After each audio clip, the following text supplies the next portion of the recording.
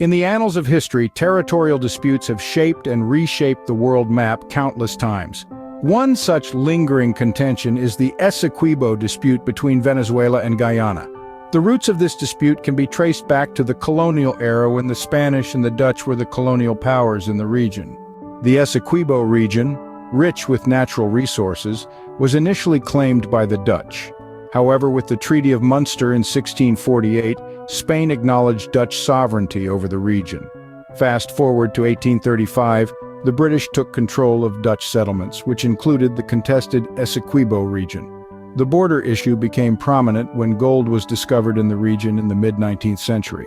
The timeline of the ESEQUIBO and Venezuela dispute is a series of diplomatic maneuvers, arbitration, and international interventions. In 1899, an international tribunal in Paris ruled largely in favor of British claims, a decision Venezuela later disputed due to alleged collusion between the Russian and British judges.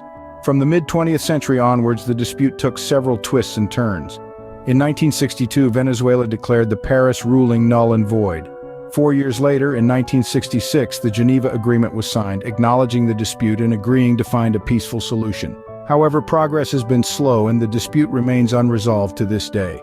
In the 21st century, the dispute has intensified with the discovery of oil in the region. In 2015, ExxonMobil announced a significant oil discovery in the disputed waters, leading to increased tensions between Guyana and Venezuela. The United Nations has intervened multiple times, and in 2018 it referred the case to the International Court of Justice. In summary, the ESEQUIBO dispute between Venezuela and Guyana is a complex issue rooted in the colonial era. The timeline of the dispute is marked by diplomatic disagreements, international arbitration, and increasing tension due to the rich natural resources found in the region. The key points of the dispute include the initial Dutch and Spanish claims, the British takeover, the disputed Paris arbitration, the Geneva Agreement, and the recent escalation due to oil discovery. Despite international intervention, the dispute remains unresolved, casting a shadow of uncertainty over the ESEQUIBO region.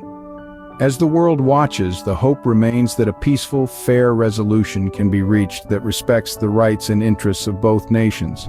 For now, the ESEQUIBO region remains a symbol of the lingering effects of colonialism and the complexities of international law and diplomacy.